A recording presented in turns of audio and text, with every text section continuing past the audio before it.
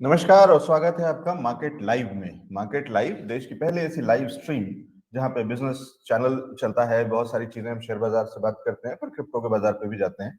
आज फिलहाल हम केवल इक्विटी पे चर्चा करेंगे और उस पर ही फोकस करेंगे। कारण बहुत खास है और सभी को कहीं ना कहीं जो शेयर बाजार से जुड़े हुए लोग हैं उनको पता है कि आज बाजार के अंदर में एक बड़ी हलचल हो रही है। और उस समय में उसकी नब्ज को पकड़े रहना और उसके अंदर में से मौके निकालना जो कि मुनाफा दिलाएं, जो पूंजी को बढ़ाएं, वो सारी चीजें हम करने की कोशिश करेंगे। खास मेहमान हमारे साथ में जुड़ रहे हैं और सीधा चलते हैं मेहमान के पास, हमारे एक्सपर्ट के पास, क्योंकि इस समय हमें उनकी सबसे ज्यादा जरूरत है और उनसे समझने की कोशिश करते हैं कि बाजार क्या कह रहा है और बाजार में क्या रणनीति होनी चाहिए।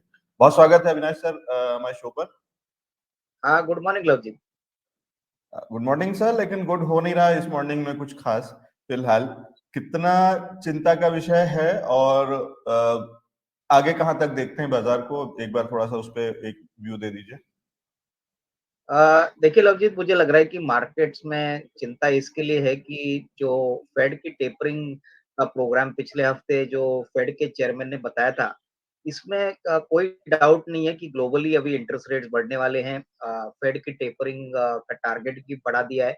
सबसे बड़ी बात, एफआई की सेलिंग बहुत सिग्निफिकेंट हो रही है। अभी तक जो एफआईएस की बिकवाली हुई है वो करीबन 90,000 करोड़ है और ये मेन कारण है मार्केट्स को यहाँ पे करेक्ट होने के लिए।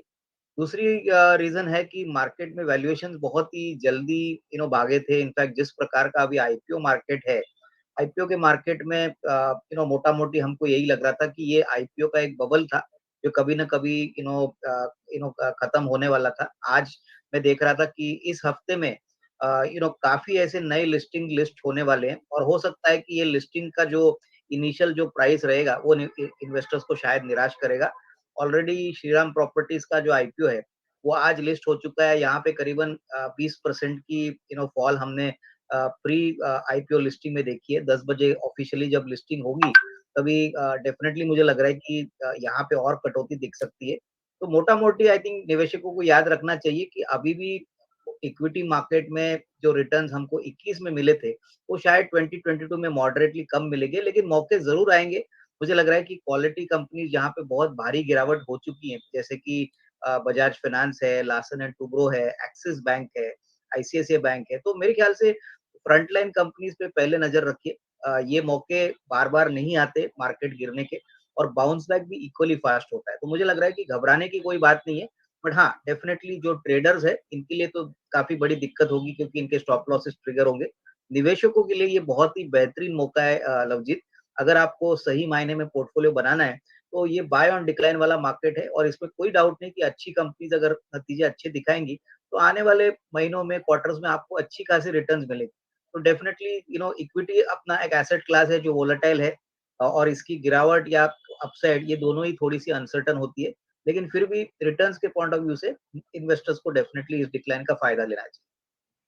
जी, तो अविनाश सर, आप जो कह रहे हैं कि ये निवेशकों के लिए एक अच्छा मौका है बाय इन डिप्स पे करने के लिए, कि उनको एक अच्छे डिस्काउंट पे, और इस समय भी लेकिन वही है कि वो बेसिक फ्रेमवर्क वही रहेगा कि हम अच्छे stocks, strong companies, strong fundamentals के साथ में रहें और उन स्टॉक्स को अभी डिस्काउंट के अंदर में जब मिल रहे हैं तो उनको बाय करें। सर, अगर मैं, मान लीजिए आप जो कह रहे हैं कि पोर्टफोलियो बनाने का ये अच्छा समय है, और सपोज करिए कि मैं कुछ और एड ऑन, अगर एड ऑन कर लीजिए या नया पोर्टफोलियो कह लीजिए, मैं 100 रुपए का पोर्टफोलियो अगर बनाने जा रहा हूं, आज कितने रुपए की बाइंग मैं कर लूं? आज आज कम से कम अगर ₹100 है, तो मैं समझता हूँ कि कम से कम 35-40 रुपया आज डालना चाहिए और मेरे ख्याल से अगर मार्केट्स में थोड़ी और गिरावट आती है, तो डेफ़िनेटली और थोड़ा पैसा डिप्लॉय करना चाहिए। मैं नहीं सुझाऊँगा कि पूरा ₹100 आज एक ही झटके में कोई इन्वेस्ट करे। 30 से ₹35 ज़रूर इन्वेस्ट करें क्योंकि नॉर्मली क्या होता है कि ऐसे भारी गिरावट के बाद एक टेक्निकल बाउंस बैक आता है। लेकिन अगर मार्केट में मान लीजिए कि अगर कोरोना का ओमिक्रॉन वायरस के केसेस बढ़ते हैं, उससे भी मार्केट में थोड़ी बहुत पैनिक आती है, तो थोड़ा-सा मेंटली तैयार हो जाइए कि मार्केट थोड़ा-सा यहाँ से भी गिर सकता है, लेकिन इसका मतलब ये नहीं कि इक्विटी मार्केट्स में आपको रिटर्न नहीं मिलेंगे। तो ₹35 आप डाल दीजिए, थोड़ा-सा निचला लेवल जाता है तो और थोड़ा पैसा डिप्लॉय करिए, बट इसमें कोई डाउट नहीं कि कॉन्ट्रा बाइंग और आप जब खराब टाइम में कोई अच्छे कंपनीज़ के शेयर खरीदते हैं, तब आने वाले दिनों में रिस्क रिवॉर्ड लवजीत आपके फ़ेवर में रहता है क्योंकि काफ़ी ऐसे इन्वेस्टर्स हैं, रिटेल निवेशक हैं जो मैं जानता हूँ, जिनको खरीदने के लिए मौके ही मिले नहीं थे। अभी जब मौका मिला है, तभी सारे मार्केट में पैनिक फैला है। तो मेरे ख्याल से थोड़ा-सा पैसा ज़रूर इस इंडेक्स इस लेवल पे लगाना चाहिए। आगे मार्केट का ट्रेंड कैसे होगा, कितना और नीचे जाएगा, ये कहना मुश्किल है, लेकिन मुझे लग रहा है कि कहीं न कहीं नियर टर्म में सपोर्ट ज़रूर आएगा। जी।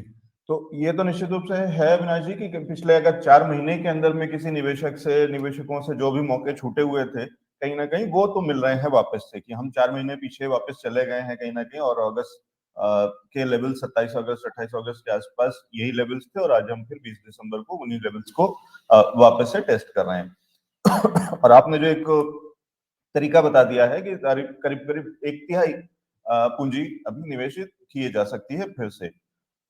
कौन से स्टॉक्स हैं और दोनों चीजें एक उससे पहले मैं उस पे जाऊं कि कौन से स्टॉक्स हम बाय करना शुरू कर दें उससे पहले सर एक नजर बैंक निफ्टी पे चाह रहा था क्योंकि बैंक निफ्टी में अभी तक जो हम देख रहे थे पिछले कुछ समय के अंदर में जो ट्रेंड देख रहे थे उसमें बैंक निफ्टी कहीं ना कहीं थोड़ा अलग चल रहा था निफ्टी से या थोड़ा आगे चल रहा था या उसको लीड कर रहा था आज नीचे की तरफ भी बैंक निफ्टी ही लीड कर रहा है और 3.5% के करीब की गिरावट बैंक निफ्टी में है जबकि अभी निफ्टी 2% के पास टूटा हुआ है बैंक निफ्टी में कोई अलग व्यू है सर?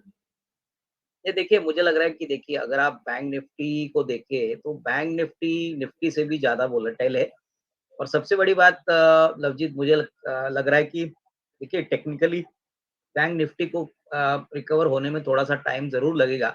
लेकिन अगर हम इंडिविजुअल स्टॉक्स की बात करें, जैसे आईसीआईसीआई बैंक है, एक्सिस बैंक है एसबीआई है, तो ये सारे बैंकों ने क्वार्टर 3 के लिए बहुत ही तगड़े एडवांस टैक्स नंबर्स दिए हैं। प्लस जिस प्रकार की नॉर्मल-सी अभी इकोनॉमी में आई है, तो क्रेडिट ग्रोथ बढ़ा है, लोन बुक ग्रोथ बढ़ा है, इन बैंकों की एसेट क्वालिटी भी ठीक-ठाक हो गई है। तो मेरे ख्याल से देखिए बैंक निफ्टी अगर इंडेक्स की बात करें तो डेफिनिटली शॉर्ट टर्म में ट्रेडर्स इसको बेच के ही ज़्यादा पैसा बनाएँगे।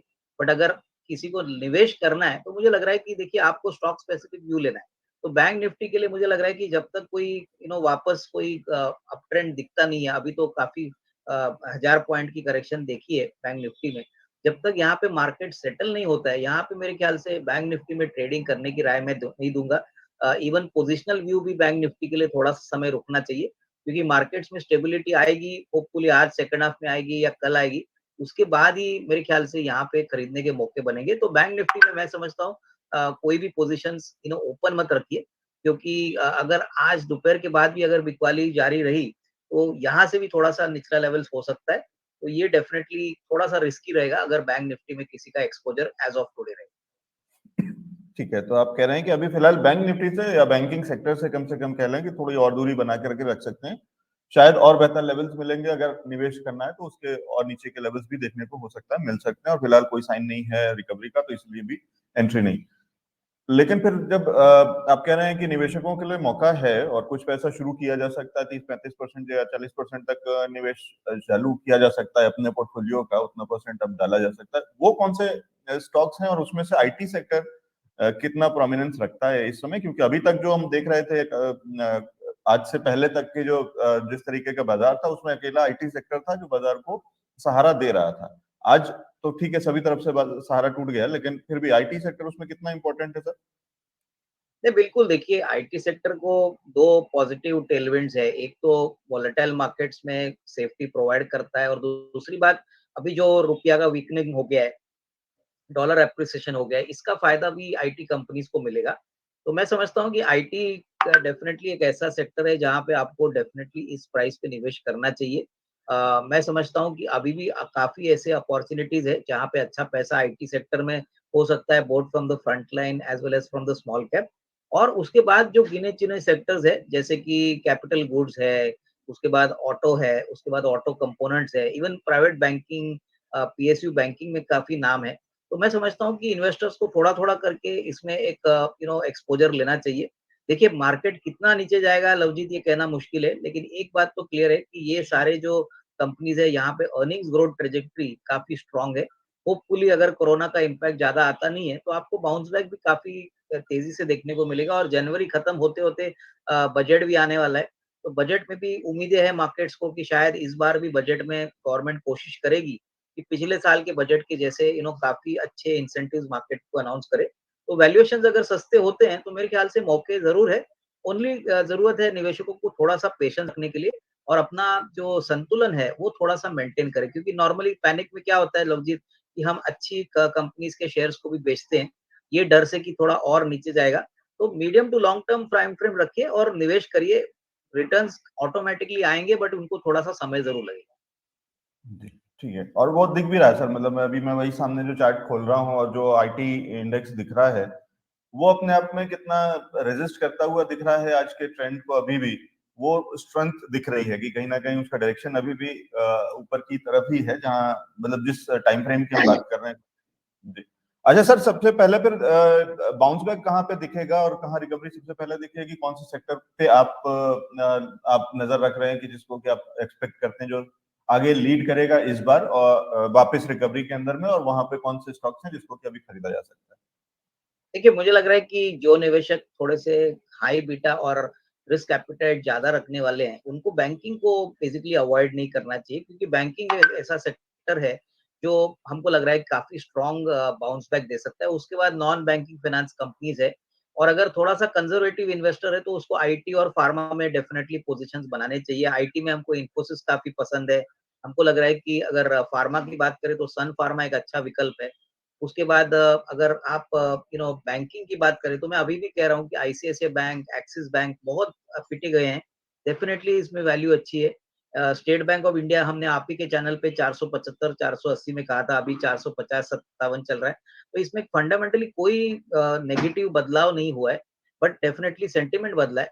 तो ये सारे काउंटर्स फ्रंटलाइन काउंटर्स हैं, और ऐसे बाज़ार में मैं चाहूँगा कि फ्रंटलाइन काउंटर्स पे ही ज़्यादा पहले फ़ोकस करें, मिड कैप्स को अवॉइड करें। क्योंकि यहाँ पे लिक्विडिटी भी अच्छी होती है, यहाँ पे जो खरीदार भी होते हैं वो काफ़ी बड़े होते हैं। तो ये डेफ़िनेटली सिलेक्ट काउंटर्स है जहाँ पे खरीदारी कर की जा सकती है। ठीक है। तो ये राय है, और बहुत सारे सेक्टर्स हैं जिसमें कि बुलिश हैं अविनाश जी, और जिसको कह रहे हैं कि कहाँ पे नज़र रखनी चाहिए, और उसमें से कुछ स्टॉक्स भी उन्होंने बता दिए हैं और वो पहले भी बता चुके हैं। तो वो शायद मुझे ये समझ में आ रहा है कि उन्हीं लेवल्स पे दोबारा से जो वो प्रॉफिट दे रहे थे, वो स्टॉक्स जिन लेवल पे एंट्री कराई थी अविनाश सर ने, और जो लोग उस समय से निवेशित थे और उन्होंने अगर प्रॉफिट बुक करा था, तो उनके लिए दोबारा से एंट्री का मौका है, और जिन्होंने नई एंट्री ली थी उनके लिए भी दोबारा से एंट्री करने के मौके आ रहे हैं। तो इसको उस तरीके से लीजिए, पॉजिटिव अप्रोच के साथ में लीजिए। पैनिक सेलिंग की जरूरत नहीं है और पैनिक होने की जरूरत नहीं है। कहीं ना कहीं बाजार दोबारा से एक मौका दे रहा है उन लोगों को जिन्होंने या तो उतनी एंट्री नहीं करी थी या एंट्री नहीं करी थी, उनके लिए दोबारा से एंटर करने का और बहुत सारे अच्छे, लेकिन अच्छे स्टॉक्स, स्ट्रॉन्ग स्टॉक्स के साथ में रहने का मौका है। ठीक है।